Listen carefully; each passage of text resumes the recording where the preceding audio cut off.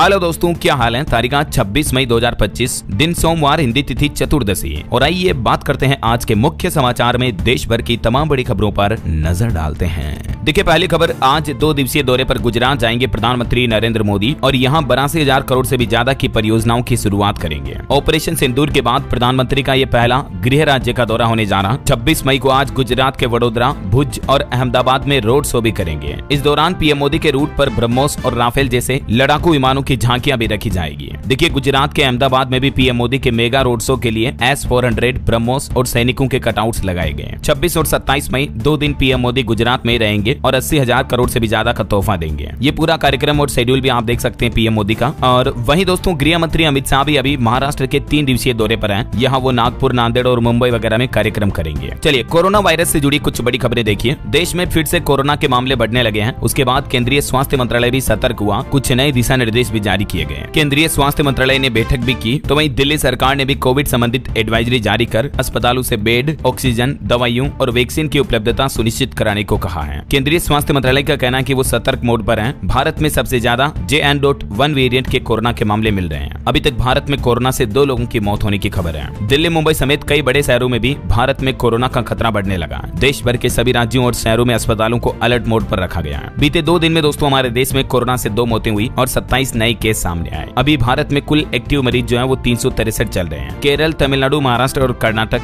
दक्षिण भारत के इन राज्यों में सबसे ज्यादा नए मामले सामने आ रहे हैं। ये भारत के मानचित्र में आप देख सकते हैं। कोरोना के कुल एक्टिव केस अभी 363 चल रहे हैं, जिनमें से ज्यादातर केस जो है दक्षिण भारत के राज्यों में है, जैसे केरल में 95, महाराष्ट्र में 64, तमिलनाडु में 66 है ना। इधर कोरोना और इन्फ्लुएंजा को लेकर हिमाचल प्रदेश सरकार भी अलर्ट हुई। NHM की तरफ से एडवाइजरी भी जारी की गई। तो वहीं झारखंड में भी कोरोना ने दस्तक दी। स्वास्थ्य मंत्री बोले कि कोविड के नए वेरिएंट पर सरकार अलर्ट है, घबराने की जरूरत नहीं है। और दोस्तों, पंजाब में भी कोरोना का पहला केस सामने आया। पंजाब के मोहाली में एक महिला पॉजिटिव पाई गई, जो कि हरियाणा की मरीज है। तो इसीलिए पंजाब में भी कोरोना की आहट को लेकर सरकार अलर्ट हुई। सिविल अस्पतालों, मेडिकल कॉलेजों में टेस्टिंग शुरू हुई। हेल्थ मिनिस्टर बोले कि पैनिक होने की जरूरत नहीं है। झारखंड के एक फिल्म मेकर लाल विजय शाहदेव भी कोरोना संक्रमित हुए हैं। फेसबुक पोस्ट करके उन्होंने ये बात की जानकारी दी। तो अभी कुल मिलाकर 4 राज्यों में सबसे कोरोना के केस ज्यादा बढ़ रहे हैं। तो केंद्र सरकार की भी खास नजर है और एक्सपर्ट का भी कहना कि अभी डरने की, चिंता करने की कोई ज्यादा बात नहीं है। तमिलनाडु में सार्वजनिक स्थानों पर भी मास्क पहनना अनिवार्य करने के आदेश जारी कर दिए हैं। तो कुल मिलाकर दोस्तों सतर्क रहें, आप भी भीड़ भाड़ वाली जगहों पर मास्क का इस्तेमाल करें, है ना। चलिए आगे बढ़ते हैं अपन खबरों में। देखिए, बड़ी खबर, भारत और विश्व स्वास्थ्य संगठन ने वैश्विक मंच पर पारंपरिक चिकित्सा को बढ़ावा देने के लिए एक MOU साइन किया है, मतलब एक साझेदारी की है, जिसका उद्देश्य है पारंपरिक चिकित्सा को वैश्विक स्वास्थ्य देखभाल के मानकों में एकीकृत करना है। तो कुल मिलाकर दोस्तों, जैसे भारत की जो पारंपरिक चिकित्सा प्रणालियां हैं, जड़ी बूटियों से इलाज, योग, आयुर्वेद, आयुष चिकित्सा प्रणाली, इनको अब वैश्विक पहचान मिलेगी। हाल ही में बिहार के स्वास्थ्य मंत्री मंगल पांडेय ने भी कहा था, ANM, आयुष चिकित्सक, मेडिकल ऑफिसर एवं विशेषज्ञ चिकित्सकों की नियुक्तियां जल्द ही पूरी की जाए। उत्तर प्रदेश की योगी सरकार का भी प्लान है, हर मंडल में स्थापित होंगे इंटीग्रेटेड आयुष महाविद्यालय। इसका भी मकसद यही है, परंपरागत चिकित्सा को दुनिया भर में फैलाने का लक्ष्य है। जैसे अभी आजकल की जो आधुनिक मेडिकल साइंस है, एलोपैथी जो है, उसी तरह से अब आयुर्वेद को भी दुनिया भर में अब पहचान मिलेगी, है ना। हाल ही में इस संबंध में देश भर में सभी राज्यों और केंद्र शासित प्रदेशों के स्वास्थ्य मंत्रियों और आयुष मंत्रियों की बैठक भी हुई थी। चलिए अगली बड़ी अच्छी खबर देखिए, भारत देश दुनिया का पहला ऐसा देश बन चुका है जहां अब पंचायत स्तर पर भी मौसम की सटीक जानकारी मिल पाएगी। जी हां, भारतीय मौसम विज्ञान विभाग यानी IMD ने एक नई मौसम पूर्वानुमान प्रणाली विकसित की है, जिससे कि हमारे देश में पंचायत स्तर पर भी सटीक मौसम का पूर्वानुमान जारी किया जा सकेगा। ये प्रणाली इतनी सक्षम है कि 6 किलोमीटर तक के दायरे में मौसम पूर्वानुमान जारी करने में सक्षम है। केंद्रीय मंत्री डॉक्टर जितेंद्र सिंह जल्द ही इस प्रणाली का शुभारंभ करेंगे और इसके साथ ही भारत के नाम ये एक नई उपलब्धि बन जाएगी कि भारत दुनिया का पहला ऐसा देश बनने जा रहा है जो कि इतने गांव के स्तर पर भी, इतने छोटे लेवल पर भी मौसम का सटीक पूर्वानुमान कर सकेगा, है ना। चलिए बड़ी खबर आ रही है, चुनाव आयोग ने कहा कि 4 राज्यों की 5 विधानसभा सीटों पर अगले महीने 19 जून को उपचुनाव होंगे। पंजाब समेत 4 राज्यों में 5 विधानसभा सीटों के लिए उपचुनाव का ऐलान हो चुका है। किन किन राज्यों में ये देख सकते हैं आप। एक तो पंजाब में लुधियाना विधानसभा सीट, गुजरात में कादी और विसादर, केरल में नीलामपुर और पश्चिम बंगाल में कालीगंज विधानसभा सीट पर 19 जून को मतदान होंगे और 23 जून को मतगणना हो जाएगी, रिजल्ट भी आ जाएंगे, ठीक है ना। और वहीं इधर बिहार की राजनीति में देखिए दोस्तों, एक बड़ी हलचल सी पैदा हो गई, क्योंकि लालू यादव ने अपने बड़े बेटे तेज प्रताप यादव को पार्टी और परिवार से भी निकाल दिया। कहा कि बड़े बेटे की हरकत गैर जिम्मेदार नजरदाराना है, क्योंकि अभी एक दिन पहले उनके बड़े बेटे की एक महिला के साथ फोटो वायरल हुई थी। तो उसके बाद लालू यादव गुस्सा हो गए और आरजेडी सुप्रीमो ने अपनी पार्टी और परिवार दोनों ही जगहों से अपने बड़े बेटे को निकाल दिया। लालू यादव ने फेसबुक पर एक पोस्ट भी की इस संबंध में और जानकारी दी, देख सकते हैं आप। वैसे तो उनके बेटे का कहना है कि 12 साल से वो अनुष्का यादव के साथ रिलेशन में है। तो उनके बेटे की इस पोस्ट से पिताजी लालू यादव भड़क गए और बेटे तेज प्रताप को पार्टी से बेदखल कर दिया। अगले 6 साल तक के लिए उनको पार्टी से निकाल दिया। और इस फैसले के बाद अब कई सवाल पैदा हो रहे हैं कि पार्टी और परिवार से निकाले जाने के बाद तेज प्रताप का क्या होगा। क्या वो नई पार्टी बनाएंगे, वो विधायक रहेंगे या नहीं, टिकट नहीं मिलेगा या मिलेगा, उनको मिलने वाली संपत्ति का क्या होगा। तो एक्सपर्ट से बातचीत के इन सभी सवालों को अगर आप जानना चाहते हैं तो इसका लिंक मैं नीचे डाल दूंगा। अगर आप राजनीति में इंटरेस्टेड है तो देख लीजिएगा, ठीक है ना। चलिए अगली बड़ी खबर देखिए। राजस्थान राज्य में सभी तरह के पटाखों पर प्रतिबंध लगाने का आदेश दे दिया मुख्यमंत्री भजनलाल सरकार की तरफ से। राजस्थान में आंतरिक सुरक्षा को देखते हुए अगले आदेश तक सभी प्रकार की आतिशबाजी और पटाखों पर प्रतिबंध लगा दिया गया। मतलब अब शादी समारोह या किसी भी फंक्शन वगैरह में पटाखे नहीं फोड़ पाएंगे। और वहीं खबर आ रही है कर्नाटक में बीजेपी के 18 विधायकों का विधानसभा से निलंबन भी वापस लिया गया। 6 महीने तक सदन से निलंबित रहने के बाद इस फैसले को रद्द कर दिया है। चलिए बड़ी खबर देखिए। भारत दौरे पर पहुंचे मालदीव के विदेश मंत्री अब्दुल्ला खलील और यहाँ वे हमारे विदेश मंत्री डॉक्टर एस जयशंकर के साथ मुलाकात करेंगे। कई अहम मुद्दों पर बातचीत होगी। इस दौरान दोनों नेता भारत मालदीव के बीच व्यापक आर्थिक और समुद्री सुरक्षा साझेदारी के मुद्दे पर समीक्षा करेंगे, बातचीत करेंगे। और बड़ी खबर देखिए। उत्तर प्रदेश के आजमगढ़ में 1 जून को जमीयत उलमा ए हिंद का मदरसा सुरक्षा सम्मेलन होगा। ऑल इंडिया मदरसा सुरक्षा सम्मेलन का यह आयोजन होगा। इस मौके पर अरशद मदनी बोले कि मदरसों कब्रिस्तानों पर कार्यवाही संविधान का खुला अपमान है। यूपी की योगी सरकार पर भी निशाना साधते हुए अरशद ने कहा कि मदरसों को भी निशाने पर लिया गया। इस बीच एक खबर यह है, AIMIM के नेता नदीम कुरैशी को भी यूपी बरेली पुलिस ने हाउस अरेस्ट किया, क्योंकि वक्फ अमेंडमेंट बिल के खिलाफ प्रदर्शन की तैयारी में जुटे थे ये ऑल इंडिया मजलिस के राष्ट्रीय अध्यक्ष नदीम कुरैशी।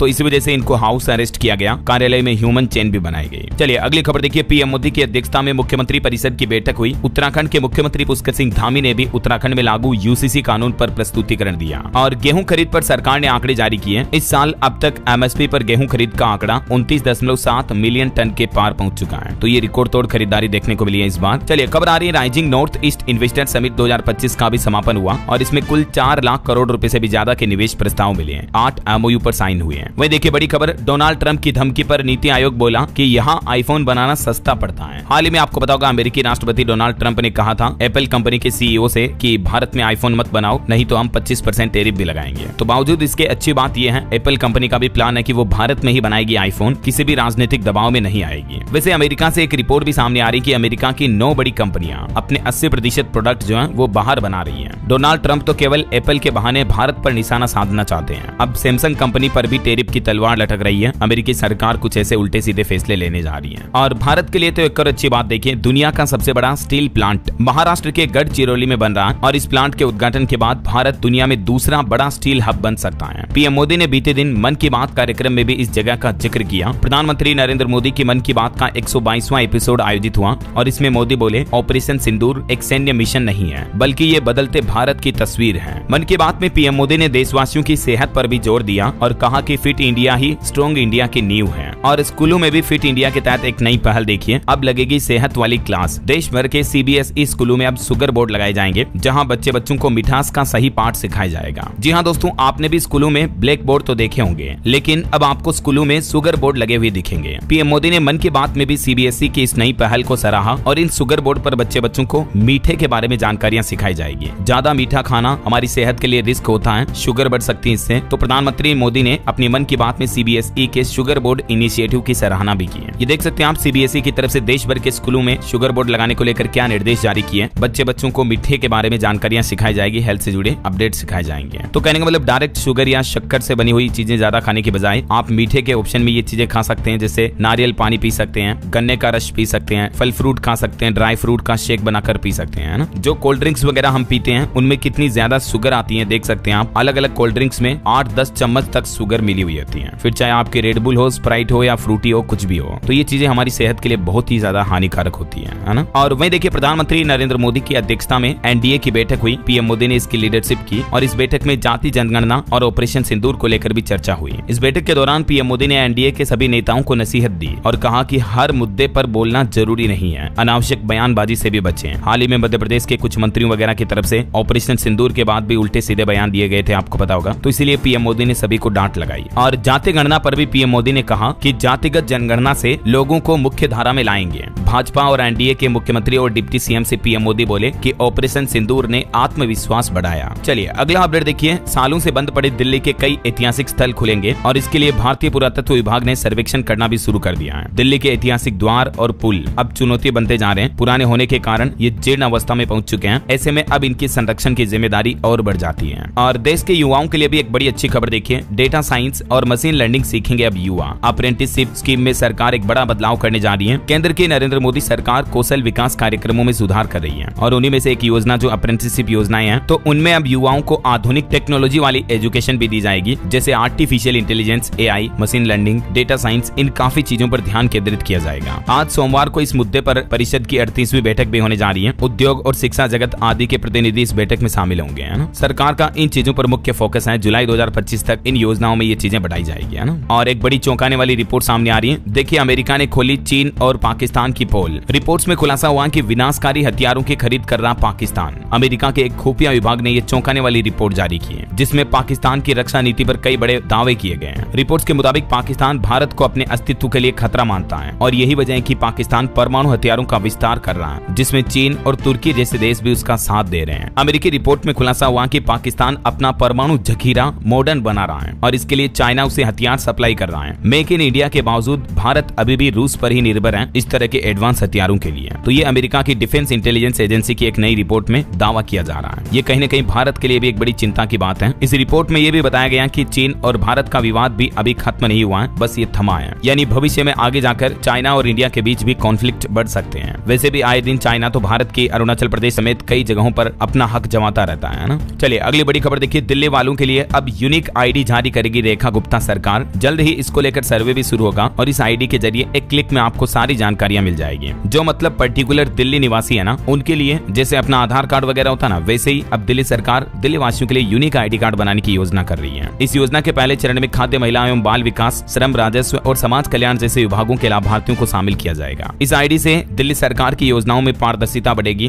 डुप्लीकेसी पर रोक लगेगी और नागरिकों को भी एक ही जगह पर सारी जानकारी मिल पाएगी, है ना। तो ये दिल्ली सरकार का नया प्लान है। और स्टूडेंट से जुड़ी एक और बड़ी खबर देखिए। छत्तीसगढ़ में पहली बार इंजीनियरिंग के छात्र पढ़ेंगे श्रीमद् भागवत गीता, प्राचीन गणित यानी वैदिक गणित, कल्चर, ज्योतिष और संविधान भी पढ़ेंगे। इसी साल नए सत्र से ये एजुकेशन सिलेबस बदलने जा रहा है, जिसमें टोटल 4 नए सब्जेक्ट शामिल होंगे। अब 1 साल में सर्टिफिकेट मिलेगा, 2 साल में डिप्लोमा और चौथे साल में डिग्री मिलेगी। अभी 4 साल की बीटेक में बीच की पढ़ाई छोड़ने के बाद वहीं से वो कोर्स शुरू करने का प्रावधान नहीं था, लेकिन अब इसमें आप कोर्स को रिज्यूम भी कर पाएंगे। एक सब्जेक्ट स्किल के लिए अलग से होगा, इलेक्ट्रिकल और मैकेनिकल के लिए भी अलग अलग फिजिक्स होगी। प्राचीन गणित और भारतीय पारंपरिक ज्ञान की पुस्तकें भी अब इंजीनियरिंग में जोड़ी जाएगी। छत्तीसगढ़ सरकार की ये नई पहल है। नई सत्र से सिलेबस बदलेगा, है ना। खगोल विज्ञान, ज्योतिष और संविधान भी अब इंजीनियरिंग में पढ़ाए जाएंगे। तो सत्र 2025-26 से ये नई पहल, नया कोर्स शुरू होने जा रहा है। कौन कौन से विषय जुड़ेंगे, ये चारों सब्जेक्ट की डिटेल भी आप देख सकते हैं। पहले, दूसरे, तीसरे और चौथे सेमेस्टर में एक एक सब्जेक्ट एक्स्ट्रा जोड़ा जाएगा, ठीक है ना। चलिए अगली बड़ी खबर देखिए। आगरा के ताजमहल को आरडीएक्स से उड़ाने की धमकी दी गई। केरल से आया एक फर्जी ईमेल, उसके बाद सुरक्षा बढ़ाई गई। 3 घंटे तक सर्च ऑपरेशन भी चला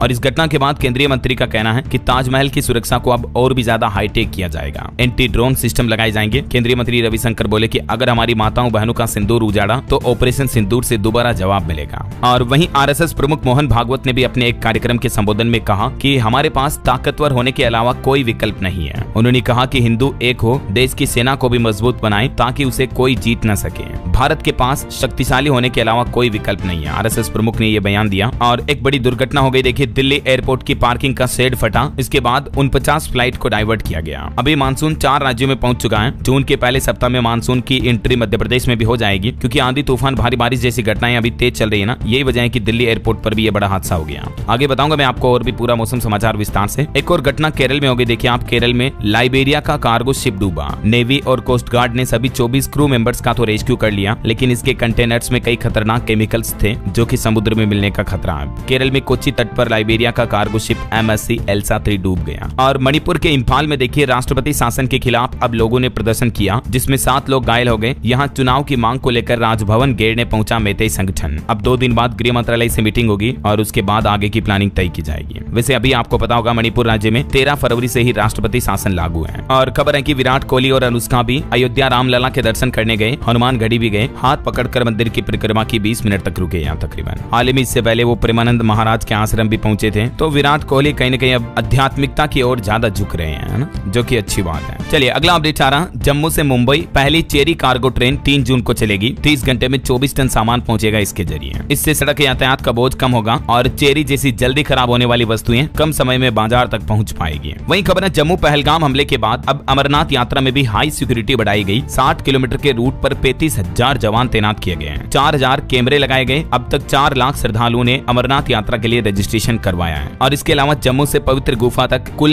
1 लाख जवान सुरक्षा संभालेंगे। दोनों रूट पर हाई टेक्नोलॉजी वाले रेजोल्यूशन वाले face recognition AI tech based 4000 CCTV कैमरे भी लगाए गए। तो दोस्तों दर्शन कर लीजिए आप भी घर बैठे ही पवित्र अमरनाथ गुफा के। और हर हर महादेव, जय शिव शंकर का नाम लेते हुए आगे बढ़ते हैं अपना आज के मौसम समाचार की तरफ। और हाँ दोस्तों, एक छोटी सी रिक्वेस्ट आपसे ये है, अगर आप DLS न्यूज चैनल से अभी तक भी जुड़े नहीं हो तो जुड़ जाइए, चैनल को सब्सक्राइब करके बेल आइकन जरूर दबा दीजिएगा और इस वीडियो पर एक लाइक और शेयर भी कर देना, ताकि आपको रोजाना की ताजा खबरें, महत्वपूर्ण मुख्य समाचार, काम के न्यूज अपडेट सबसे पहले आपके मोबाइल पर मिलते रहेंगे। ओके, और चलिए बिना टाइम वेस्ट किए सीधा आगे बढ़ते हैं मौसम अपडेट में। तो देखिए अभी मानसून देश के 4 राज्यों में पहुंच चुका है और जून के पहले सप्ताह में मानसून की एंट्री मध्य प्रदेश में भी हो जाएगी, क्योंकि केरल के बाद अब कर्नाटक, तमिलनाडु और महाराष्ट्र में भी मानसून की एंट्री हो चुकी है। और कल से ही तो नौतपा भी लग चुका है। कुछ राज्यों के हालात देखिए आप, मध्य प्रदेश में नौतपा में गर्मी की बजाय आंधी बारिश जैसे हालात दिख रहे हैं। बीते दिन भी मंडला, छिंदवाड़ा समेत कई जिलों में पानी गिरा। 28 मई तक मध्य प्रदेश में ऐसे ही बारिश वाला मौसम रहेगा। तो वहीं राजस्थान में भी नौतपा से पहले बदला मौसम, आंधी बारिश की संभावना है। श्री गंगानगर में भी अंधड़ से पेड़ पौधे गिर गए, 6 लोग दब गए, कई जगहों पर आग लगने की घटनाएं भी देखी गई। उत्तर प्रदेश में भी 20 जिलों में बारिश की चेतावनी। बागपत में कई सड़कें डूबी। बरेली में कॉलोनियों में कमर तक पानी भर गया। आज और कल भी मौसम ऐसा ही रहेगा। मतलब यूपी में भी ऐसे हालात चल रहे नौतपा के पहले ही दिन। यूपी गाजियाबाद में भी एक घटना हो गई। ACP ऑफिस की छत गिर गई, जिसमें एक दरोगा की मौत हो गई। उनकी पत्नी बोली कि 24 घंटे काम करवाते थे, इसलिए यहीं सो गए थे वो। उत्तर प्रदेश के 36 जिलों में अभी भी गरज चमक के साथ वज्रपात यानी बिजली गिरने की भी संभावना है। प्रदेश में नौतपा के पहले दिन गर्मी तो नहीं पड़ी, बल्कि आंधी बारिश से 4 मौतें हो गई। कुछ फ्लाइट्स की उड़ानें भी डाइवर्ट की गई, कुछ को इमरजेंसी लैंडिंग किया गया। और छत्तीसगढ़ के हालात देखिए दोस्तों, यहाँ भी कई जिलों में येलो अलर्ट है। 5 जून तक छत्तीसगढ़ में पहुंच जाएगा मानसून। रायपुर में बारिश, बिलासपुर समेत कई जिलों में ओले गिरने की भी चेतावनी। 11 जिलों में बिजली गिरने की भी आशंका है, तो जरूर सावधान रहिएगा। और बिहार में भी इस बार समय से पहले ही मानसून की एंट्री होने की संभावना है। आज भी बिहार के 38 जिलों में बारिश का अलर्ट है और 12 जिलों में आंधी, तूफान और आकाशीय बिजली की भी चेतावनी है। तो वहीं झारखंड में भी मौसम विभाग ने पूर्वानुमान लगाया 3 से 5 जून के बीच मानसून पहुंच जाएगा। कोलान और संताल के रास्ते होगी मानसून की एंट्री।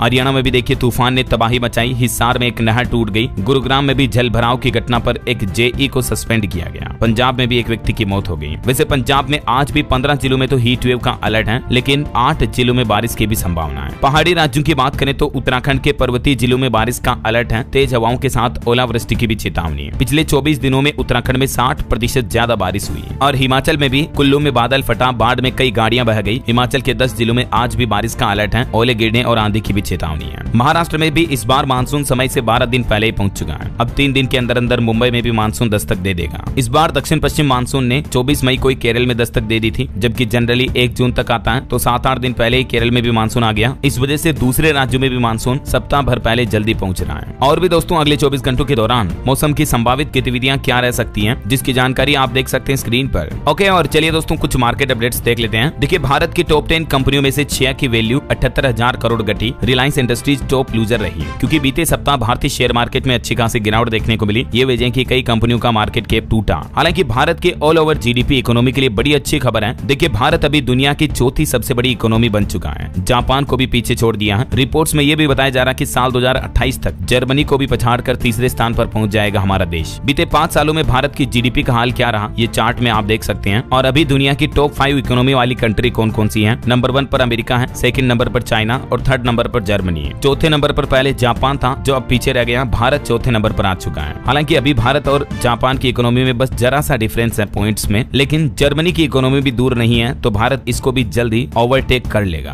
तो ये तो अच्छी बात है कि अभी भारत दुनिया की चौथी बड़ी इकोनॉमी बन चुका है। अब सिर्फ 3 ही देश भारत से आगे रहे हैं। और भारतीय शेयर मार्केट के लिए भी एक अच्छी खबर है। 9 IPO आने वाले हैं, 4 की लिस्टिंग होगी। इस सप्ताह शेयर बाजार में धमाकेदार शुरुआत होने को देखने को मिलेगी आपको। ओके, और चलिए मार्केट के बाद आगे बढ़ते हैं अपन खबरों में। देखिए दोस्तों खबर आ रही कि हिमाचल प्रदेश के भी पर्यटन स्थलों पर रौनक लौटी। होटलों में 90% तक पहुंची ऑक्यूपेंसी, क्योंकि पहलगाम आतंकी घटना के बाद अब जम्मू कम जा रहे हैं लोग बाग, और हिमाचल, शिमला, कुल्लू, मनाली यहाँ ज्यादा आ रहे हैं टूरिस्ट, है ना। और खेल समाचार पर खबर देखिए, डिफेंडिंग चैंपियन KKR की सबसे बड़ी IPL हार हुई। हैदराबाद ने 110 रन से हराया। क्लासन का शतक देखने को मिला। 3 गेंदबाजों को 3-3 विकेट भी मिले। और महेंद्र सिंह धोनी भी बोले कि IPL से संन्यास पर अभी 4-5 महीने बाद फैसला करूंगा, अभी रांची जाकर बाइक राइड्स का आनंद लूंगा। चलिए खबर आ रही कि मिस इंग्लैंड ने हैदराबाद में जारी मिस वर्ल्ड कंपटीशन छोड़ा, कहा कि गेस्ट को खुश रखने का प्रेशर था। वहीं आपको सावधान करने वाली एक खबर बताता हूं, लोन एप्स के नाम पर लोगों के साथ ब्लैकमेलिंग और ठगी हो रही है, तो इस तरह के फेक एप्स के झांसे में आप भी ना आए। आरबीआई द्वारा रजिस्टर्ड असली मोबाइल ऐप से ही लोन के लिए अप्लाई करें या लोन लें, समझ रहे हो। देखिए क्राइम ब्रांच इंदौर के डीसीपी का कहना है कि फेक लोन एप्स यूजर से कई परमिशन मांगते हैं। जब यूजर इन्हें इंस्टॉल करता है ना, तो उनके फोन का पूरा एक्सेस डेटा जो है वो उन ठगी करने वाली कंपनियों के पास, एप्स मेकर के पास पहुंच जाता है। फिर आपके फोटो, आपके कॉन्टेक्ट डिटेल ये लेकर के उनका गलत इस्तेमाल करते हैं, ब्लैकमेलिंग से पैसा ठगने का जरिया बन जाता है। ये 5 अंतर आप देख लीजिएगा, बहुत ही महत्वपूर्ण है। आरबीआई द्वारा रजिस्टर्ड मोबाइल एप्स और फेक लोन एप्स में क्या क्या अंतर होते हैं, समझ रहे हो। देखिए जो ऑफिशियल एप्स होते हैं वो या तो आरबीआई में रजिस्टर्ड बैंक या एनबीएफसी द्वारा संचालित होते हैं। इनमें केवाईसी प्रक्रिया भी पारदर्शी होती है, ब्याज दरों की कंडीशन साफ सुथरी होती है और ऐप सिर्फ जरूरी परमिशन जैसे आधार और बैंक डिटेल ही मांगता है। बाकी आपकी गैलरी, कॉन्टेक्ट लिस्ट ये वगैरह वगैरह ये चीजें नहीं मांगता है, समझ रहे हो। बाकी जो फेक एप्स होते हैं वो आपसे ढेर सारी चीजें मांगते हैं, आपका फोन का कैमरा, कॉन्टेक्ट फाइल्स का एक्सेस भी लेते हैं वो। तो ये बातें हमेशा जिंदगी में ध्यान रखा करो। लोन ऐप डाउनलोड करते समय भी इन 7 बातों का जरूर ध्यान रखें आप, ठीक है ना, क्योंकि आजकल इस तरह के साइबर क्राइम के मामले बहुत ज्यादा बढ़ रहे हैं, इसलिए मैंने सोचा आपको भी सावधान करने वाली ये चीजें बता दूंगा ना। चलिए स्टूडेंट्स के लिए खबर आ रही है, जेईई एडवांस 2025 की प्रोविजनल आंसर की जारी हुई। अब आप 27 मई तक इसमें ऑब्जेक्शन दर्ज करा पाएंगे, मतलब स्टूडेंट 2 जून को फाइनल रिजल्ट जारी होगा।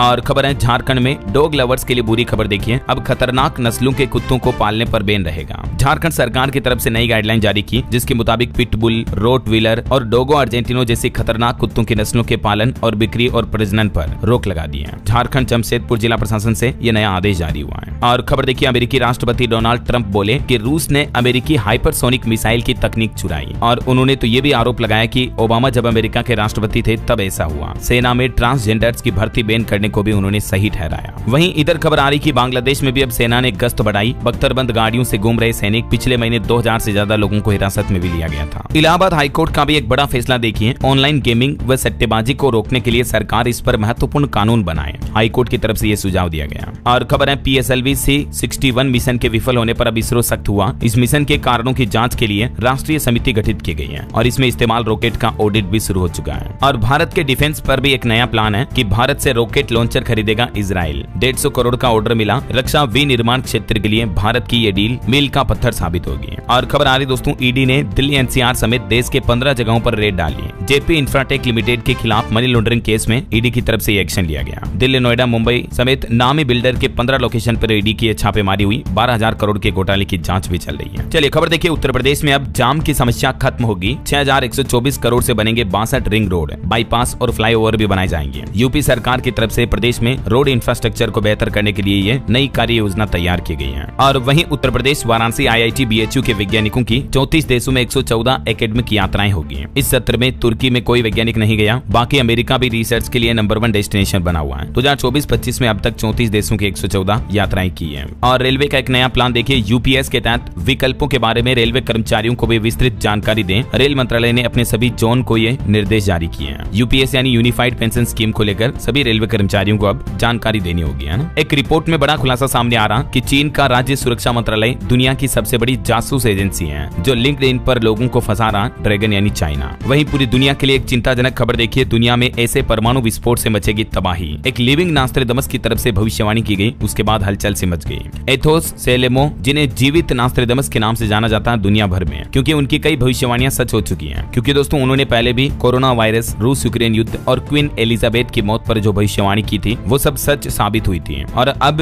उसी भविष्यवक्ता की तरफ से परमाणु हमले को लेकर, परमाणु विस्फोट को लेकर एक बड़ी भविष्यवाणी की गई। उन्होंने साइलेंट परमाणु विस्फोट की बड़ी आशंका जताई है। उनका कहना कि इससे दुनिया सिर्फ कुछ ही सेकंड की दूरी पर खड़ी है। जहां दुनिया में रूस यूक्रेन युद्ध जो चल रहा ना, उस पर भी उन्होंने भविष्यवाणी की कि इस युद्ध का नतीजा कुछ भी नहीं निकलेगा और एक अदृश्य युद्ध शुरू होगा इसके बाद, जो कि एक परमाणु रिएक्टर को उड़ा सकता है और इससे भारी तबाही मच सकती है। चलिए अगली खबर देखिए, मुख्यमंत्री योगी आदित्यनाथ आज करेंगे 38 मॉडल कंपोजिट और 67 अभ्युदय विद्यालयों का शिलान्यास। शिक्षकों का भी सम्मान किया जाएगा। आज सोमवार को मुख्यमंत्री योगी आदित्यनाथ यूपी में बेसिक शिक्षा विभाग के कई योजनाओं का लोकार्पण और शिलान्यास करेंगे। लोक भवन में सुबह 10:30 बजे एक कार्यक्रम का आयोजन होगा, है ना। और वहीं आज वट सावित्री पूजन के मौके पर काशी में 200 वर्ष से ज्यादा आयु के पेड़ों की भी पूजा की जाएगी। अपने पति की दीर्घायु के लिए महिलाएं, माताएं, बहनें व्रत भी रखेगी। चलिए नौकरी करने वालों के लिए एक बड़ी खबर देखिए, नौकरी का मतलब सिर्फ पैसा नहीं है। देश भर के हजारों कर्मचारियों पर किए गए एक सर्वे ने हैरान करने वाले आंकड़े जारी किए। इस सर्वे में पता चला दोस्तों कि अपने जीवन व्यापन की बढ़ती लागत वर्क फोर्स की बदलती प्राथमिकताओं और फाइनेंशियल स्टेबिलिटी पर असुरक्षा के बीच भारत के 74% कर्मचारी लंबे समय के लाभों के लिए कुछ कम वेतन लेने को भी तैयार हैं। ये जानकारी HR service provider genius consultants की हालिया रिपोर्ट में सामने आई है। देख सकते हैं आप इसके बारे में और भी डिटेल की रिपोर्ट्स क्या कहती हैं इस बारे में। कहीं ना कहीं मतलब ज्यादातर कर्मचारी अपने रिटायरमेंट प्लान, पेंशन वगैरह को लेकर ज्यादा चिंतित होते हैं। चलिए उत्तराखंड में एक नई पहल देखिए, ITI डिप्लोमा पास युवा अब जर्मनी में भी लाखों कमा पाएंगे। नर्सिंग केयर गिवर जॉब के बाद अब उत्तराखंड के ITI पॉलिटेक्निक डिप्लोमा व डिग्री धारक युवा भी जर्मनी में नौकरी करने के लिए अप्लाई कर पाएंगे।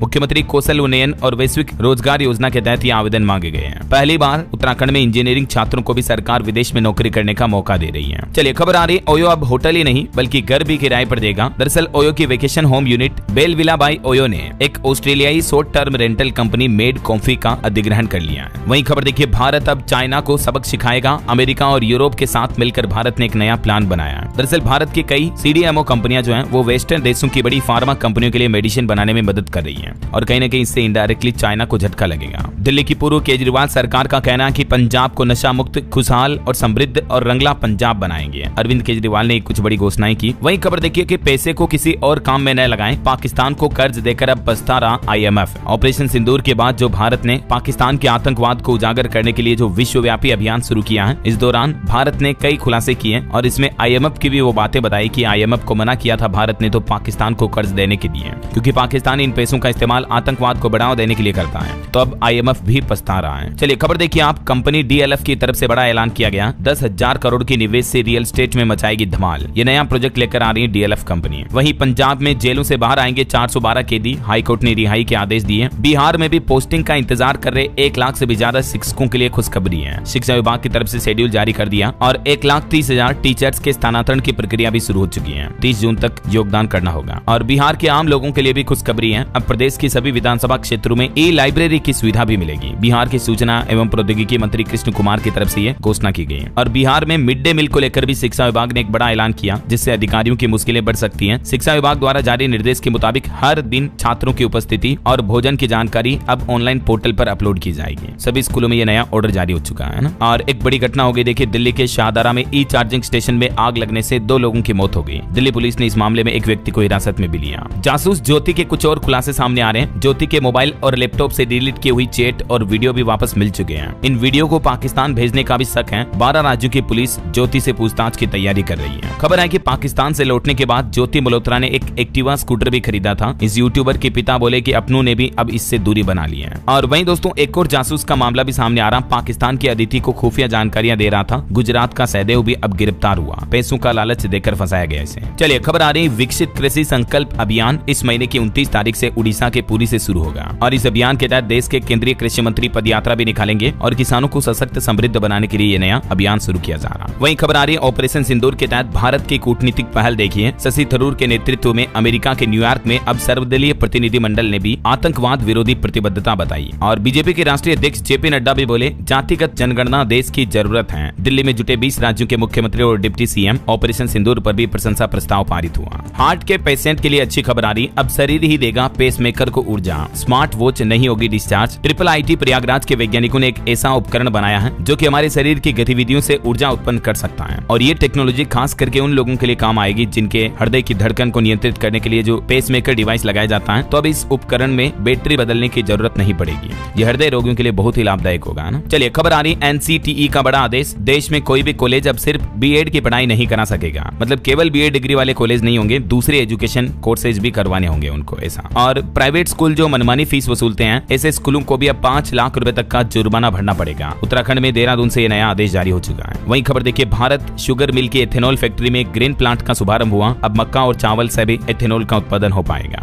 बिहार के गोपालगंज में ये शुभारंभ किया गया। मध्य प्रदेश में भी सरकारी कर्मचारियों के ट्रांसफर पर बड़ा अपडेट आ रहा। अब संविदा कर्मियों को भी हटाएगी सरकार, नई व्यवस्था लागू करने जा रही है। 30 मई तक का समय निर्धारित किया गया है। देख सकते हैं आप इस बारे में जानकारी भी है। और खबर है, भारत राइस योजना में भी बड़े घोटाले का खुलासा हुआ। ईडी ने 3.25 करोड़ की नकदी और सोना भी जब्त किया हरियाणा और पंजाब में छापेमारी के दौरान। चलिए खबर देखिए, अमेरिका में डोनाल्ड ट्रंप सरकार ने पत्रकारों पर अब नई पाबंदी लगाई। पेंटागन में डिफेंस जर्नलिस्ट को बिना एस्कॉर्ट के एंट्री नहीं मिलेगी। वहीं खबर देखिए, अब काशी विश्वनाथ धाम जाना होगा आसान। वाराणसी में बन रहा देश का पहला रोपवे ट्रांसपोर्ट भी है। इस पर काम जारी है। सितंबर 2025 तक चारों स्टेशन का निर्माण पूरा हो जाएगा। और खबर है, झारखंड में भी राज्य कर्मचारी पेंशन स्वास्थ्य बीमा के लिए 30 मई तक अप्लाई कर सकते हैं। सरकार की तरफ से ये डेट का नोटिफिकेशन जारी किया गया। और खबर है उत्तर प्रदेश लखनऊ में बनेगा ब्रह्मोस मिसाइल का एडवांस वर्जन, रूस से मिलेगी तकनीक, ऑपरेशन सिंदूर बना इसका आधार। झारखंड में किसानों के बीच खरीफ के लिए बीज वितरण शुरू हो चुके हैं। इस साल के लिए सरकार ने कितना लक्ष्य तय किया गया देख सकते हैं आप, 50 से 100% अनुदान पर बीज वितरित किए जाएंगे। और खबर देखिए बिहार मुजफ्फरपुर में शहर के सभी दुकानों के लिए नया आदेश जारी हुआ। अगर इस नियम का पालन नहीं किया तो लाइसेंस रद्द हो जाएगा। नए नियम के मुताबिक दुकानदारों को दुकान के अंदर और बाहर कूड़ेदान यानी डस्टबिन रखना अनिवार्य कर दिया है। शहर की साफ सफाई को देखते हुए प्रशासन ने यह निर्देश जारी किए हैं। चलिए दोस्तों कुछ और स्टेट न्यूज अपडेट देख लेते हैं फटाफट से। देखिए राजस्थान में सुप्रीम कोर्ट ने एक बड़ा फैसला सुनाया, स्टाम्प विक्रेता भी लोक सेवक माने जाएंगे। राजस्थान के 20,000 स्टाम्प वेंडर भी अब सुप्रीम कोर्ट के फैसले के दायरे में आएंगे। वहीं चीन और बांग्लादेश से कपड़ों का व्यापार बंद कर दिया। मध्य प्रदेश इंदौर के व्यापारियों ने 20 करोड़ का माल भी वापस लौटाया। महीने में तकरीबन 125 करोड़ का कारोबार होता है चीन बांग्लादेश के बीच एमपी इंदौर के व्यापारियों का। और वैसे मध्य प्रदेश में संविदा कर्मियों के लिए भी तबादला नीति जारी हुई। 5 साल में एक बार उनका भी ट्रांसफर होगा। 10% इसके दायरे में आएंगे, मैंने आपको बताया था।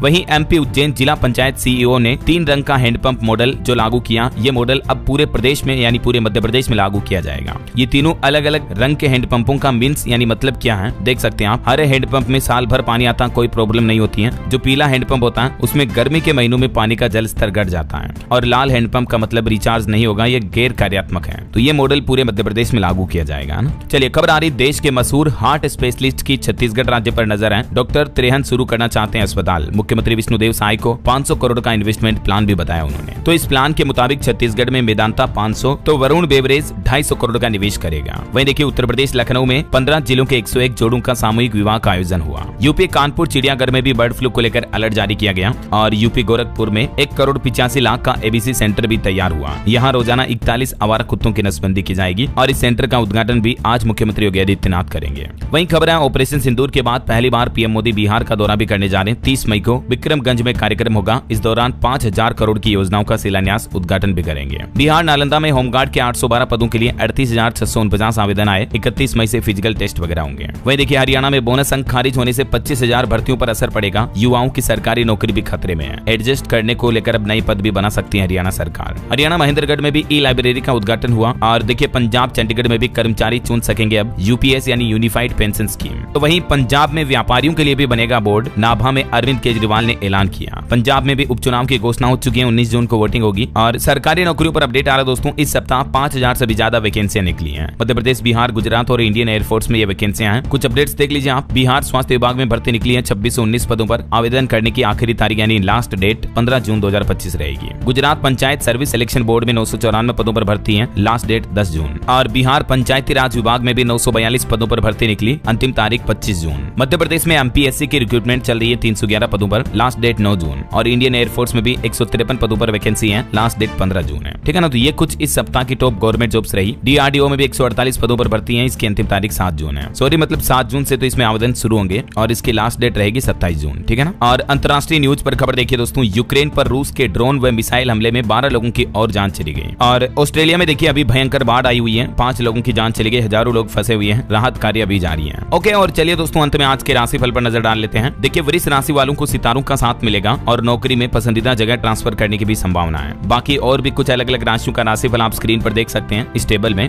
और हाँ दोस्तों आप मुझे कमेंट करके बताइए कि अभी दुनिया में अर्थव्यवस्था के मामले में तीसरे नंबर पर कौन सा देश है। 3rd लार्जेस्ट इकोनॉमी किस कंट्री की है, उस देश का नाम कमेंट में लिखिए। सही जवाब देने वाले लोगों को रेंडमली सेलेक्ट होने पर डीएलएस न्यूज टीम की तरफ से एक शानदार सरप्राइज गिफ्ट जीतने का मौका मिलेगा। और इसी के साथ ही अगर आपको वीडियो अच्छा लगा तो इसे लाइक करना, शेयर भी करना। डीएलएस न्यूज चैनल को सब्सक्राइब करके बेल आइकन जरूर दबा देना। रोजाना ऐसे इन्फॉर्मेटिव जानकारियां, महत्वपूर्ण समाचार देखते रहने के लिए। ओके ख्याल रखिएगा अपने आप का, अपने परिवार का। मिलेंगे अगले नेक्स्ट अपडेट में। तब तक के लिए जय हिंद, जय भारत, वंदे मातरम।